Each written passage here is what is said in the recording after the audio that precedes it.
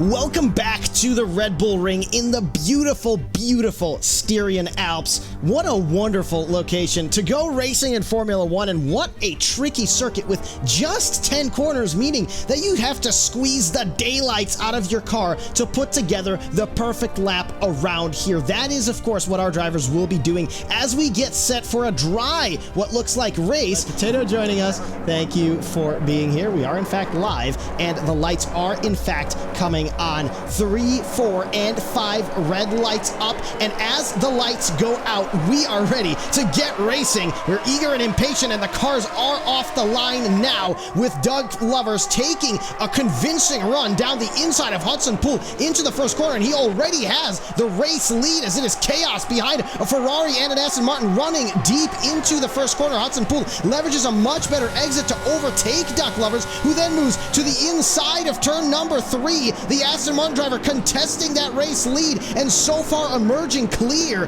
What a brilliant battle from the two front runners. We have a spin in the back as it looks like No Name descends down to last position, and Hudson Poole now on the inside of Doug Lovers once again, but that outside line provides a lot of traction. Let's not forget that Doug Lovers has the tire advantage early on in this stint. He'll take the inside line to turn 6, and that is another overtake for the race lead. Doug Lovers secures it now, or is it going to be more of a slow and steady approach for him? I'd rather not speak too much of the strategy, but we won't be taking that many risks.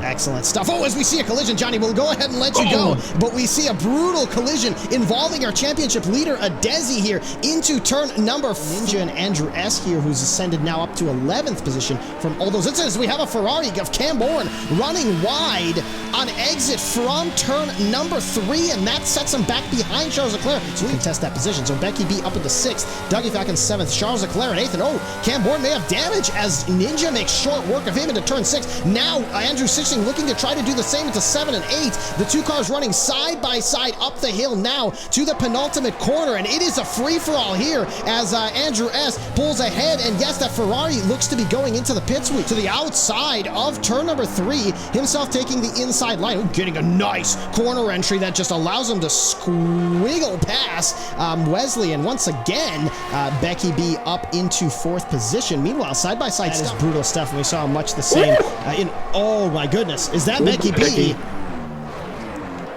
There he is rejoining the track. I'm not sure if you saw any damage on that one, Wheaton. But is this game as No Name makes his way to the inside of Andrew S., the McLaren driver, looking so quick so far this race. Andrew S. trying to leverage a better corner exit, but No Name shuts the door, and he says no thank you. While Adezi on those hards right on the back of Ninja now, and looking to potentially try to make an overtake. Ninja at the moment falling out of DRS from Jaquan, and oh, this is going to be easy stuff for Adezi, who just gets waved by on this straight. But he can't blast all of his battery because Hudson Poole will just respond by using some of his own, and then Doug Lovers will be a sitting duck. There it is, when Hudson tries for an overtake. Oh, yellow flags there on exit from turn 4, and it looks like that may have been so spicy. Spotters. Oh, Becky B and Ninja make contact. The McLaren driver being worse for wear, spinning off the circuit, and yeah, of course, Adezi and Becky B, two of the quickest drivers on the grid. We've got yellow flags. Oh, it's a Mercedes of Andrew Sitchting has spun. Immediately behind Adezi once again, and another Ferrari spun. That is Cam Bourne on exit from turn 4. The Ferraris may be running a particularly aggressive setup here today. Becky B using absolutely no battery to overtake Adezi, and Adezi doesn't look to be using any of his to fight back. Becky B to the inside line and getting himself ahead on the apex of turn 3. Let's switch to this battle on our big window, and Hudson Poole a bit tentative on the inside of turn 3. He does end up going for the move, however, and side by side they emerge from this corner with Doug Lovers falling behind him, tires as well, and still looking quite quick, actually draining that overtake now as, oh, he gets squeezed all the way to the outside by Dougie does leave enough space, oh, but not anymore as both cars get pushed off into the grass, and No Name spins off the circuit, colliding with the wall. Continuing on those hard tires, that is a phenomenal performance from the Haas driver. He can keep it up. The Haas F1 team can score some seriously useful points here. Now, the Meepo in the Alpine alongside Waman Miko, of course, reserving for Alex Fox Johnson. Now, those are some big shoes to fill for him, but he is doing a fantastic job position.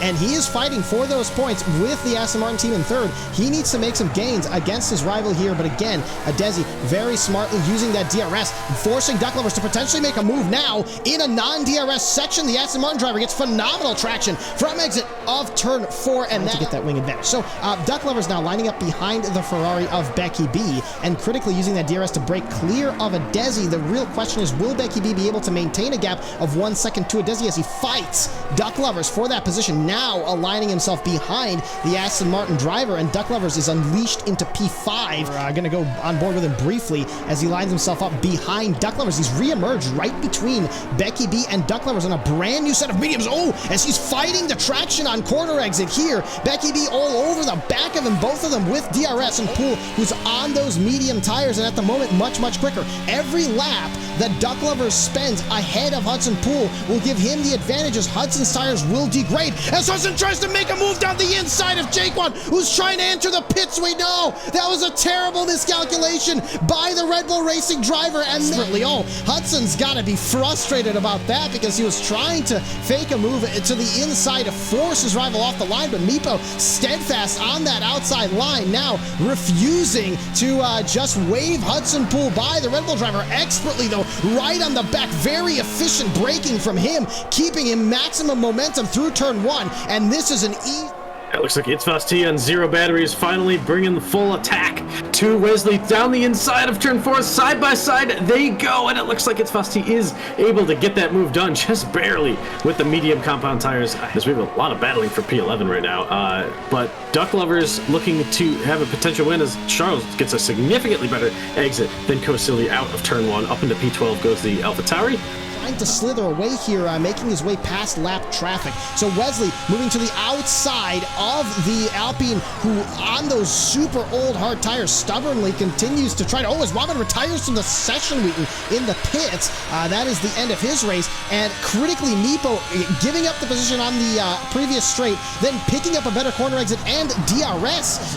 Of course, Meepo's not going to have DRS to defend himself this time around, but Wesley's got to time his moves. If he's going to try to get ahead on that first straight, he's going to have to make sure he stays ahead on corner exit, because otherwise, there we go, he goes past Meepo with DRS on the start-finish straight now, but now, of course, the Alpine driver will have the wing advantage on the following straight. Let's go ahead and see what he's able to do as he lines up behind the Haas driver. Will Wesley defend the inside? No, he does not. He sticks to the outside of Meepo, touching his rear tire on entry to turn number 3. Wesley still ahead now, and now traction prevails. He's retaking Wesley as we speak, as Wesley moves over to the inside line to defend, and the two of them are still absolutely fighting it out.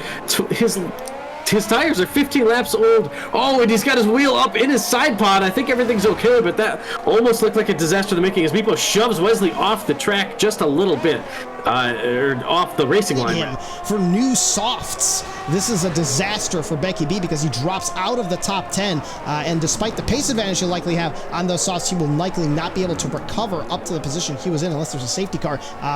Bad AI, and so unfortunate for Becky, who's had a number of crashes so far this season, game instability plaguing him. So Wesley making that overtake on Meepo once again. These two having a fine battle, but critically dropping 4.3 seconds back of It's T.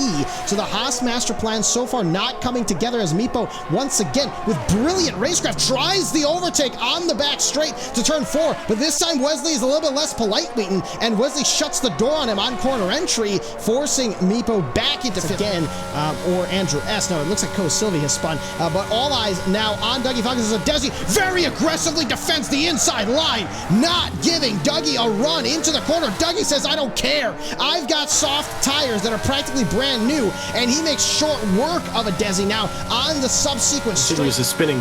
No Name getting ahead of Charles Leclerc, but Charles now has DRS down the back straight. The two of them still fighting side by side. Into the corner they go. No Name defending the inside, and Charles realizing he's not going to be able to hold on to that position. Front running car, which of course does not have that wing advantage, and Adezi will not be able to have any overspeed on him. Now, which way is Meepo going to go? A little bit of dangerous moving in the braking zone, but Dougie Falcons, forgive me, stays behind him to pick up the DRS and lets Meepo run deep, 2 for 1 into turn 3, and Dougie Falcons very handsomely up into P5. Mighty. as Jaquan now gets ahead of Meepo. So apologies, I don't know why it Meepo says... spins off the circuit, Wheaton. Meepo caught a little bit too much of the inside curb in turn number 7, the Wurth curve, and that is him off the circuit as he lets a few other cars pass.